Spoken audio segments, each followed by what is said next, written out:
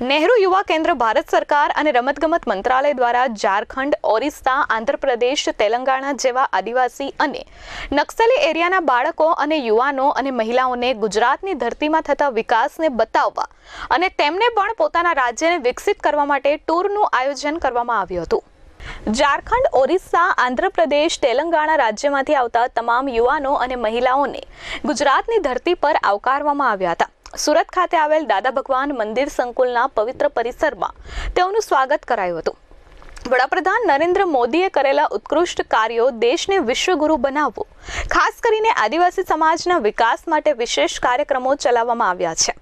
15મો આદિવાસી યુવા વિનિમય કાર્યક્રમ આ દિશામાં એક અનોખી પહેલ છે। ભારત સરકારના ગૃહ મંત્રાલય અને નહેરુ યુવા કેન્દ્ર સંગઠનના સંકલનમાં આ કાર્યક્રમનો ઉદ્દેશ્ય આદિવાસી યુવાનોનો વિકાસ અને સશક્તિકરણ કરવાનો છે, જે આદિવાસી યુવાનોને વિકાસના મુખ્ય પ્રવાહમાં જોડવાનો છે, જે ખોટા માર્ગે આગળ ન વધે તે માટે 7 દિવસીય કાર્યક્રમમાં તેમને નેતૃત્વ, પ્રશિક્ષણ, સમૂહ ચર્ચા, ટીમ બિલ્ડિંગ, ઘણી સ્પર્ધાઓ, ઐતિહાસિક સ્થળો અને વિવિધ ઔદ્યોગિક સ્થળોની મુલાકાત આપવામાં આવી હતી।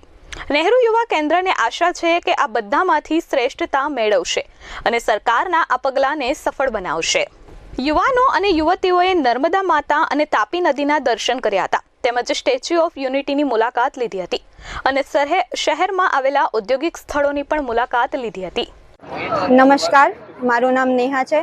નહેરુ યુવા કેન્દ્ર વોલેન્ટિયર 15મો આદિવાસી આદાન પ્રદાન યુવા કાર્યક્રમમાંથી અમે જોડાયેલા છીએ। અહીં 4 રાજ્યના અલગ અલગ બાળકો આવેલા છે, જેમાં 12મું ધોરણ, ગ્રેજ્યુએશન અને એના આગળના પણ વિદ્યાર્થીઓ આવેલા છે, જેમની ઉંમર તકરીબન 19 થી 22 વર્ષ સુધીની હશે।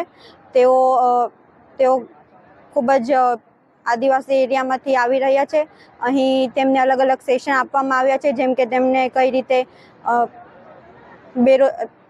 રીતે રોજગાર પ્રાપ્ત કરવું જોઈએ, તેઓએ કઈ રીતે આગળ વધવું જોઈએ, તેમના કાર્યક્ષેત્ર છે એમાં કઈ રીતે ડેવલપમેન્ટ કરવું જોઈએ, તેમને અલગ અલગ ક્ષેત્રોની વિઝિટ પણ કરવામાં આવી રહી છે। જેમ કે અહીં અમે અત્યારે લક્ષ્મીપતિ સારીઝમાં આવ્યા છીએ ને સુમુલ ડેરીની પણ વિઝિટ કરવામાં આવી છે, જે ખૂબ જ ફેમસ છે સુરતમાં અને વર્લ્ડવાઇડ અને તથા ભારતમાં પણ। અને તેમને યુરો ફેક્ટરીની પણ વિઝિટ કરાવવામાં આવશે।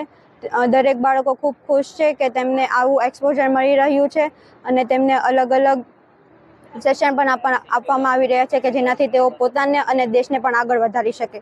ધન્યવાદ। नाम सुशांत सजरिया है। मैं उड़ीसा स्टेट मलकानगिरी जिला से हूँ। मैं एक नक्सली एरिया से आया हुआ हूँ।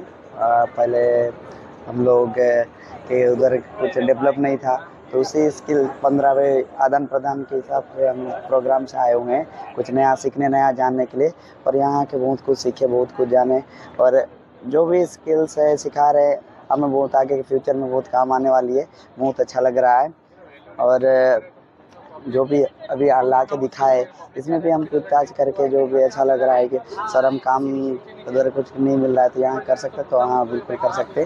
तो जो भी बेनिफिट्स दे रहे हैं बहुत अच्छा लग रहा है हम सबको।